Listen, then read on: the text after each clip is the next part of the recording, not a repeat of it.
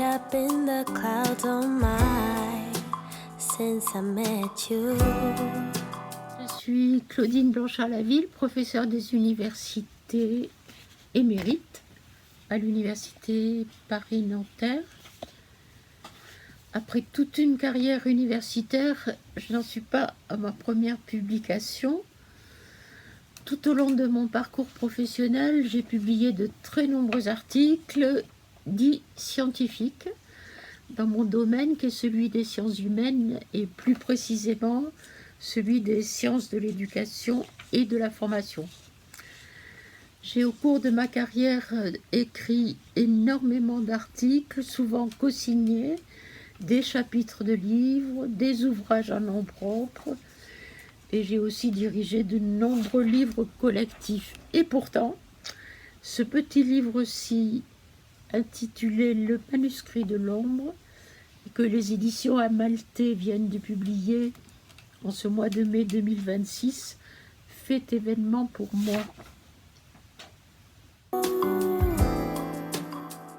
L'ouvrage contient un récit que j'ai effectivement sorti de l'ombre, je dirais même sorti de la crypte dans laquelle il était enterré.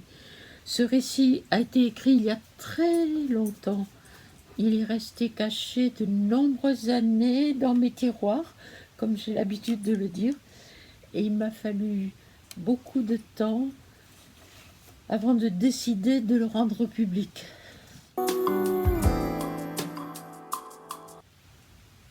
Au moment de l'écriture du récit proprement dit, il s'agissait sûrement d'un acte de survie.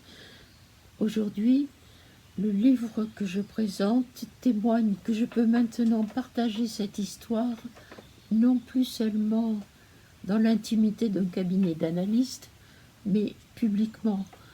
Je ne suis plus aujourd'hui dans l'urgence de survivre, comme au moment de l'écriture de ce vieux manuscrit, mais plutôt dans le désir de transmettre.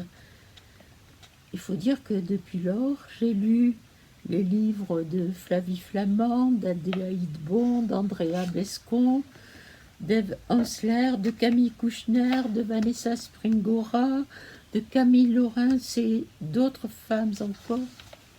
Je les ai lus avec des sentiments mêlés d'admiration, mais aussi d'envie pour leur audace.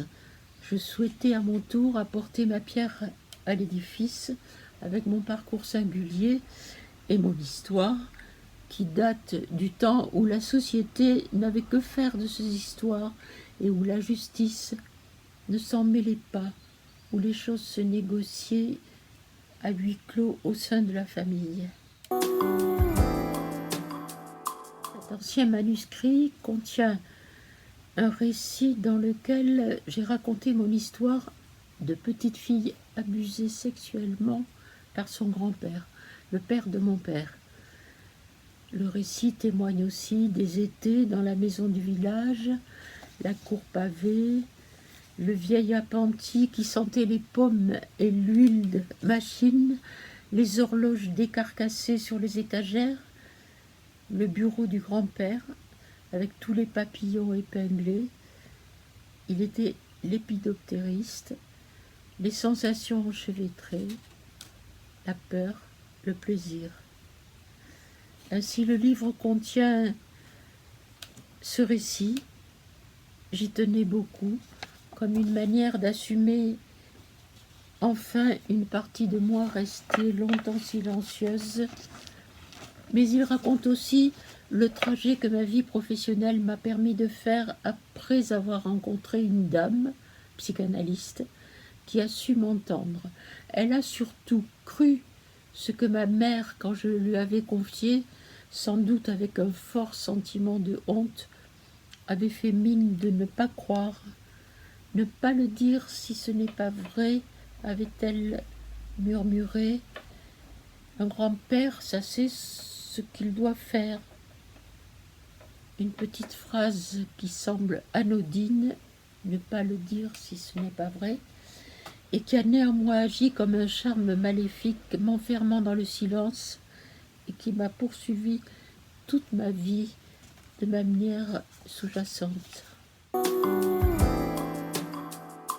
écrit d'aujourd'hui tente d'identifier les répercussions de cet événement incestueux sur ma vie professionnelle et sur tous mes choix d'orientation, y compris mes choix théoriques, tous ceux qui ont été les miens dans mon parcours de chercheuse. J'y raconte aussi comment différents psychanalystes ont su, après celle que j'appelle la dame dans le récit, la première psychanalyste à m'entendre, m'accompagner chacun et chacune à leur manière pour que je puisse me défaire progressivement de cette honte, sortir petit à petit du silence pour finir par assumer publiquement cette part de moi, y compris dans mes textes de recherche. Articuler, c'est beaucoup dire, justement. Éclairer le récit intime par mes réflexions théoriques a constitué une difficulté pour moi, mais il était inenvisageable de renoncer à l'un ou à l'autre. C'est ainsi qu'on trouvera un certain nombre d'éléments théoriques concernant l'inceste qui m'ont aidé au fil du temps à analyser ce qui m'était arrivé sans que j'aie su au moment où cela se passait ce qui était en train de m'arriver. Oui, j'ai effectivement beaucoup lu. Je sais qu'on ne guérit pas de l'inceste, mais je sais aussi que des psychanalystes peuvent entendre la réalité de ce trauma et nous aider à sortir de la confusion, que certains d'entre eux peuvent accepter de se faire des témoins non défaillants pour nous aider à sortir du clivage, voire de la dissociation.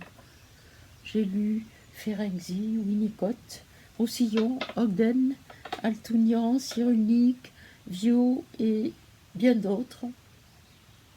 Je peux tenter d'élucider à mon tour les contours de ce qu'on appelle un trauma et surtout appréhender à travers mon histoire quelles peuvent être ces séquelles à long terme. Pour ma part, je n'ai plus besoin de me cacher derrière une posture académique classique. Je peux me montrer telle que je suis et peut-être inspirer d'autres femmes, toutes ces petites sœurs de silence telles que je les ai nommées dans mon ouvrage.